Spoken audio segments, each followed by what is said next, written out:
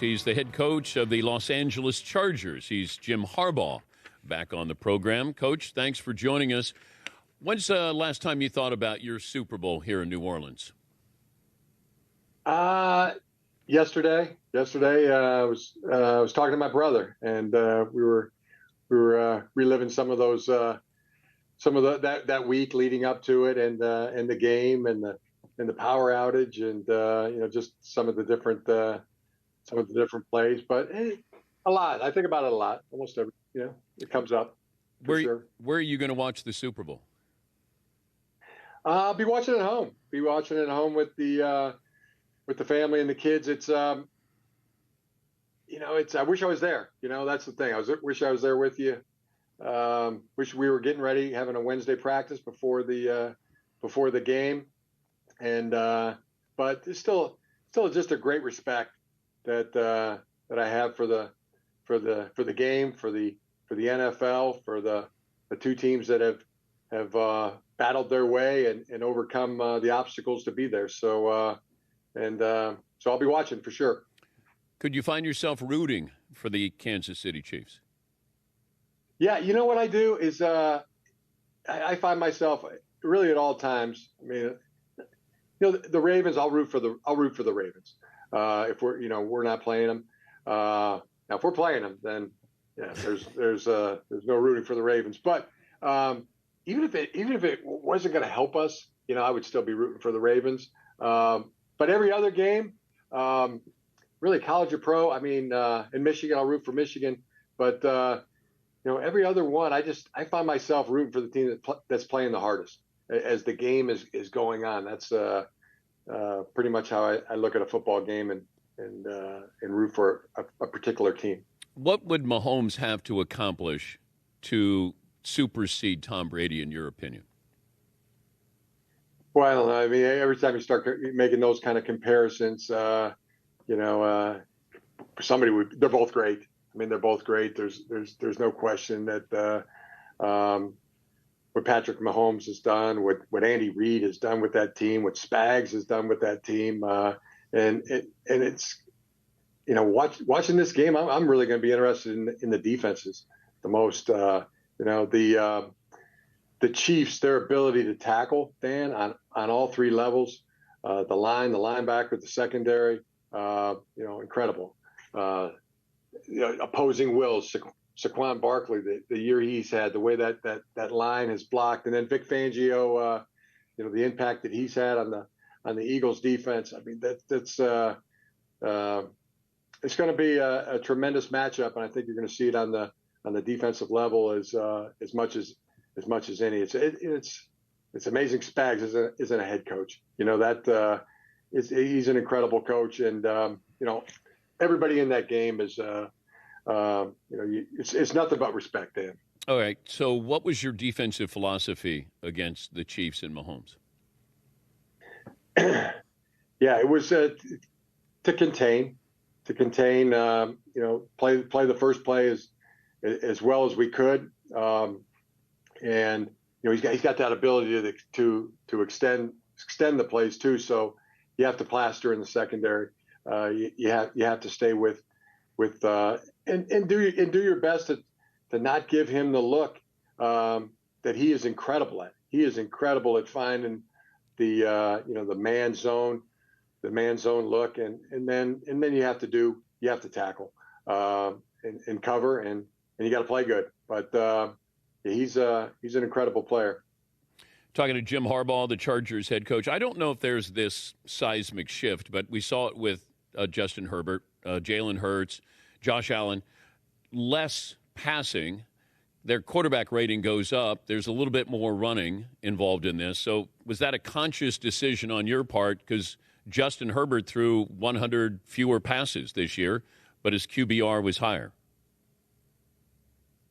Yeah, I mean, you want to have an identity. I mean, in my opinion, I mean that's that philosophy of being physical, being durable, being consistent, and finding the signature play. The signature run play that a defense has to stop, and then off of that comes play action. Off of that comes ways to protect it in the quick game, the movement game, the play action game. Especially I think some teams were highly successful. Philadelphia's been highly successful doing that, the wide screens, and you see that they're able to protect that running game that way. I mean, that's the philosophy, and it's the teams that are really good, both teams that are in this game, I mean, are highly effective, running the football and throwing the football, and ways to move the ball and not turn it over, not beat yourself, but be able to beat your opponent as well. Those are key factors. I mean, how much blocking, tackling, all those things. How much were you rooting for Notre Dame versus Ohio State a couple of weeks ago? It was the same. I was the same. I found myself just rooting for the team that was playing the hardest. And you didn't care if both were. Ohio State lost? No, I don't. That stuff doesn't get in my head, Dan. It doesn't occupy that kind of space, in the dome. Okay. I'm surprised. Rich Eisen, who went to Michigan, he said, I've rooted for Notre Dame one time, and I was rooting for them against Ohio State to beat them. But you don't care. You moved on from that.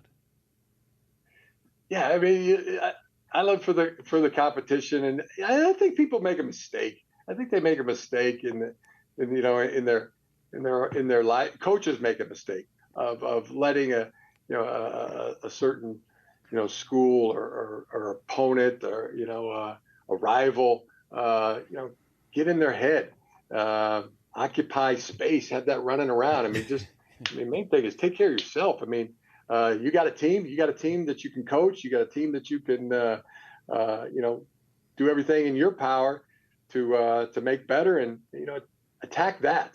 That seems the better way to go. Are you and Pete Carroll on friendly terms now that he's a lot of battles? lot of battles. But are you friendly-ish now that you're in the same division here? How's that going to be at the end of games? Yeah, it is. It's respect. I mean, I have respect for him. I mean, the competitor that he is, the teams that he produces, and yeah, we just talked the other day on Sunday, as a matter of fact. And there's I'd like to feel like he's he's got that same kind of competitive respect. Wait, you just had a casual conversation with Pete? You dial him up? What happened? You see him on the street? Yeah. We were talking about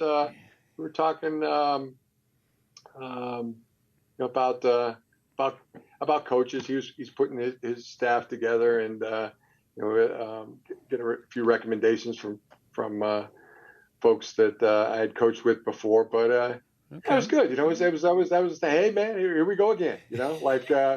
We've had some battles, and about to have them again. I think you need to go in the weight room, get ready for that first game with Pete after the game. I think you need to bulk up again, Jim. No question about it. Dan. Good advice. You're going to hit the training environment hard. Yeah. It's been a good year for that. I'm getting the old iron horse has gone in for some fine tuning. I've got my hip replaced 13 days ago, and getting the arrhythmia taken care of, and doing everything in my power to be as healthy as I can. How are the guns, though? How are you looking? I mean, not as good as my dad. My dad has got these natural, biceps that I got to work a lot harder at it. I didn't get that. I didn't get that. You didn't get that, Gene? No, didn't get that. You're joining us on behalf of Invivid, the American biotech company. You want to explain what they're doing? Yeah, sure. Appreciate that. Speaking of health, like I said, I mean, you get to a point. I mean, I was like 60 years, it seemed like, of just blue twisted steel, and now getting a few repairs. But in Vivid, it's COVID's still here. Everybody's sick of talking about it, but maybe. But it's still here, and there's long-term effects, and especially for immunocompromised individuals. You know, those that are fighting cancer, organ transplants. I mean, they're especially susceptible. And just to let people know, there's options. Not a doctor, you know that well, Dan. People should talk to their doctors about what's best for them, but check out the website, expandtheiroptions.com. Expandtheiroptions.com. Could we get your hip, the old one for the man cave, that I can just kind of put it in a glass enclosure? Oh yeah, I mean that's like I can't believe I didn't think of that. You know, it's like when you get your tonsils out. Yeah. Remember when I got my tonsils out when I was 6? I don't still have them, but I remember like that was the coolest thing that the doctor gave me my tonsils, and I kept them in a jar. You know, I had them in the room for a while until we made a move, I think, and then something happened to them. But yeah, I'm gonna check on that to see if that hip is still there. But you know, somewhere. People should understand. Need that, right? You didn't need hip replacement surgery. It was elective. You just did it to show how tough you are, and I respect that. I respect that, Coach. I want the titanium. You know, I want the ceramic ball and the ready to go. I love it. Yeah. I love it. Have fun in the off season, whatever that means. No, it means attacking. That means attacking when just today. No vacation. What do you? The kids deserve a vacation. Something here. Well, they're playing sports. They're doing their thing. Could be. There's some time with the family, but they're. It's just another day to attack a day with an enthusiasm unknown to mankind. That's the way we're treating it. Well, who has it better than we do? Nobody. I know the answer to that one. Nobody. Nobody. Thank you, Coach. Good to talk to you again.